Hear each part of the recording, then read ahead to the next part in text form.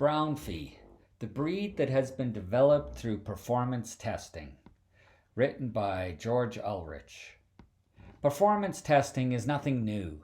In the Braunvieh breed, this practice has taken place for the last 850 years. Documentations have existed since 1150 AD, done by Monastery Muri in Switzerland. Not just something that has been compiled by the farmer, but rather an organized system of recording performance of the breed. In Switzerland, milk and beef production was important. Because only a few people could afford a horse, people used cows, bulls, and steers as draft animals. Therefore, one needed to choose good conformation, good feet and legs, as well as good muscles. No muscle, no power, no meat, no use. Fertility, a long life, and performance is what counted.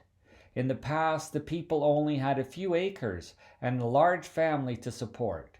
Feed efficiency was very important to be able to have as many animals on one's land as possible. It was better to have 10 or maybe 11 mid-sized cows instead of 9 very large ones. This way, one has 1 or 2 more calves per year and milk from 1 more cow. This could mean that one had up to 5,000 liters, or about 1,100 imperial gallons, more milk, as well as 1 more calf that one could sell. Swiss are thought to be greedy, but rather they are economical. This is the background one needs to keep in mind when thinking about the history of the Braunvieh. Many of the modern breeds think that one should select according to performance. Braunvieh have been doing this for more than 850 years. It is not without reason that Switzerland has very good cheese, but before one can have cheese, one needs cows which can produce good milk.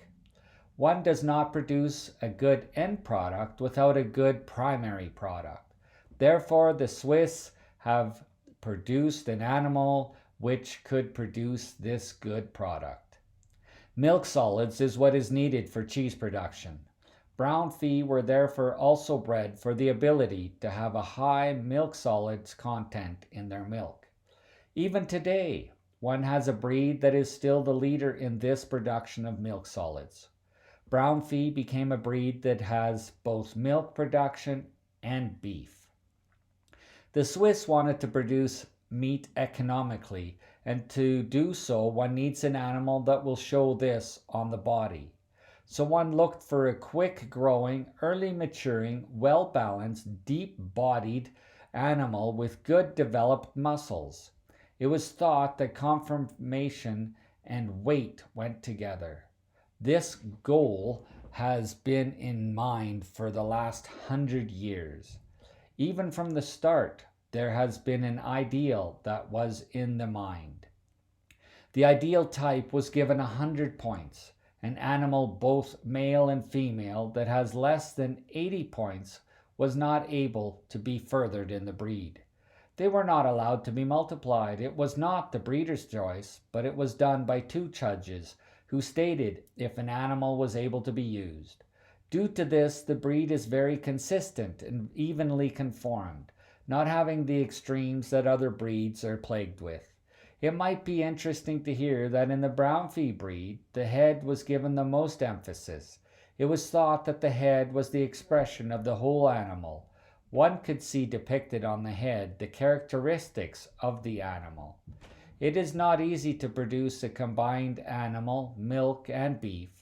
Thus, other breeds have decided to try to produce one or the other, selecting for milk or beef. Only since the 1970s has one noticed that the combined breeds were the way to go, thus the exotic boom that has swept North America. Not every breed, even if it comes from far away, works to improve the domestic breed. It has been shown that the breed that is developed in a decade by mixing breeds does not have the same effect in genetic power or high-bred vigor as those which were bred over many centuries with the dual goal of producing both milk and beef. It is true that in this wide world there does not exist the same needs nor the same situations for which a breed must be used. It has been shown that many of the pure beef breeds under severe conditions cannot produce enough milk to raise a decent calf. The Braunvieh has the advantage that it is only mid-sized, therefore earlier matured, needing less feed to maintain the animal. And even under a shortage of feed, the animal can be bred successfully. One can see that the selection for feed efficiency over the last few hundred years is now paying off for the modern breeder. This can be seen in the tests that were done in 1932 to 34. It was shown even then that with a large volume of roughage, it was still possible to feed out a young animal, 1.5 years old when killed, with only 7.5 months of intensive feed. There was a 7 to 10 to 1 ratio of feed to gain. Braunvieh can have a normal yield of 56% without being overfat. In the olden days, the animals were chosen for their use in being draft animals. This now shows itself in that Braunvieh are willing to walk to find feed.